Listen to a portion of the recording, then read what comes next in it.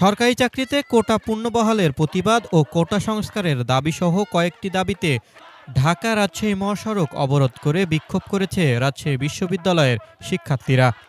শনিবার সকাল 10টা 40 মিনিটে বিশ্ববিদ্যালয়ের প্রধান ফটকের সামনে অবস্থান নিয়ে এই কর্মসূচি শুরু করে বিশ্ববিদ্যালয়ের শিক্ষার্থীরা।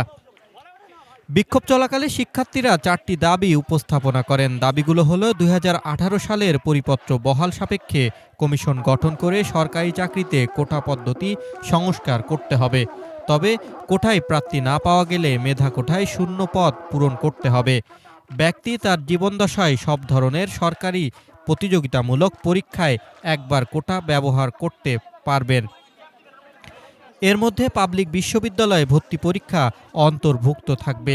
প্রতি জনশুমারির সঙ্গে আর্থিক সমীক্ষার মাধ্যমে বিদ্যমান কোটার পূর্ণ মূল্যায়ন নিশ্চিত করতে হবে।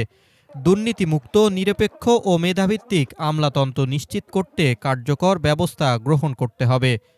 দাবি আদায় না হওয়া পর্যন্ত তারা এ আন্দোলন অব্যাহত রাখার ঘোষণা দেন। যখন আন্দোলন করেছিলাম আমাদের প্রথম এবং দ্বিতীয় শ্রেণীর চাকরিতে মাননীয় প্রধানমন্ত্রী ঘোষণা দিয়েছিলেন যে সকল রকমের কোটা বিলুপ্ত করা হবে। তো হাইকোর্ট থেকে সেই পরিপত্রটা আবার বাতিল করে দেওয়া হয়েছে। তো আমরা চাচ্ছি 18 সালে সেই ঘোষণাটাই বহাল থাকুক, প্রথম এবং দ্বিতীয় শ্রেণীর চাকরি থেকে সকল ধরনের কোটা বিলুপ্ত করে দেওয়া হোক এবং এছাড়া অন্যান্য ছোট ছোট যে চাকরিগুলো আছে সেগুলোতেও যেন কোটা যুক্তিযুক্তভাবে বিন্যস্ত করা হোক। দাবি হচ্ছে যে 2018 সালে যে পরিপত্র জারি করা হয়েছিল এটার বাতিল কোনো অবস্থাতেই চলবে না। এটা হচ্ছে প্রথম, এবং এটার জন্য একটা কমিশন গঠন করতে হবে। আমাদের প্রথম দাবি। দ্বিতীয় দাবি হচ্ছে যে ব্যক্তি তার পুরো জীবনে একবার কোটা সে ব্যবহার করতে পারবে, সেটা বিশ্ববিদ্যালয়ে ভর্তি পরীক্ষা হতে শুরু করে, এটাও এটার মধ্যে অন্তর্ভুক্ত থাকবে। আমাদের তৃতীয় দাবি সেটি হচ্ছে যে প্রতি জনশুমারির সাথে একটি অর্থনৈতিক সমীক্ষা করে যে কোটার পুনর্মূল্যায়ন করা, প্রতি 10 বছর পর পর কোটার পুনর্মূল্যায়ন করতে হবে, এবং সরকারি যে নিয়োগগুলো হচ্ছে এবং আমলাতান্ত্রিক যে বিষয় সবগুলা যেন মেধার ভিত্তিতে যেন আমলাতান্ত্রিক যে সিস্টেম এটা কার্যকর করা হয়। এ সময় শিক্ষার্থীরা বিভিন্ন লেখা সম্বলিত প্ল্যাকার্ড প্রদর্শন করেন।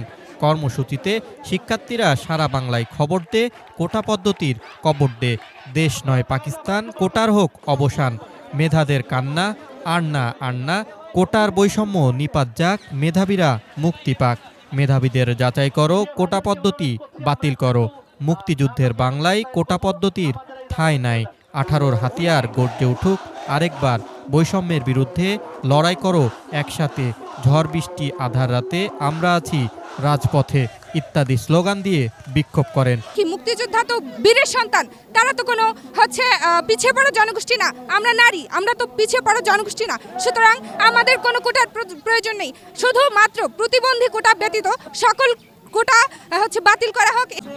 আমাদের কর্মসূচি কোটা সংস্কারের বিরুদ্ধে। আমরা চাই আমরা 47-এ দেশভাগের সময় থেকে শুরু করে আজকে পর্যন্ত আমাদের বৈষম্যের বিরুদ্ধে যে আন্দোলন, এই আন্দোলন অব্যাহত থাকবে যতক্ষণ না পর্যন্ত আমরা সাধারণ শিক্ষার্থীরা আমাদের দাবি ফিরিয়ে পাবো, যতক্ষণ না পর্যন্ত আমরা আমাদের অধিকার ফিরিয়ে পাবো। এছাড়া বিক্ষোভ চলাকালে বিখ্যাত কবিদের বিভিন্ন প্রতিবাদী কবিতা ও সংগ্রামী গান পরিবেশন করা হয়। বিক্ষোভ কর্মসূচির মুখপাত্র ও রাকসু আন্দোলন মঞ্চের সদস্য সচিব আমানুল্লাহ আমান বলেন, আমাদের মুক্তিযুদ্ধের চেতনা ছিল সাম্য, মানবিক মর্যাদা ও সামাজিক ন্যায় বিচার। আমরা হাইকোর্টের বিচারকদের মতো জ্ঞান রাখি না, তবে আমরা এটা জানি 1% কম জনসংখ্যার জন্য 30% কোটা অন্যায্য। এটা বুঝতে পৃথিবীর কোনো আইন জানা লাগে না। আমাদের দাবিগুলো স্পষ্ট, আমাদের আইন বোঝার দরকার নেই। দাবি কিভাবে আদায় করতে হয় তা বঙ্গবন্ধু আমাদের শিখিয়েছেন। দাবি আদায় না হওয়া পর্যন্ত আমাদের ধারাবাহিক আন্দোলন চলবে। প্রসঙ্গত 2018 সাল পর্যন্ত সরকারি চাকরিতে 56% কোটার প্রচলন ছিল।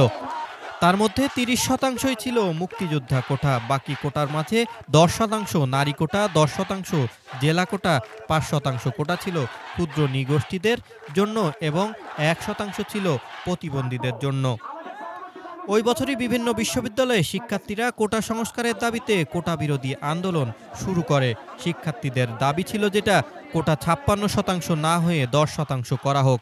তাদের দাবির মুখে সে বছর পুরো কোটা পদ্ধতি বাতিল করে একটি পরিপত্র জারি করেছিল জনপ্রশাসন মন্ত্রণালয়।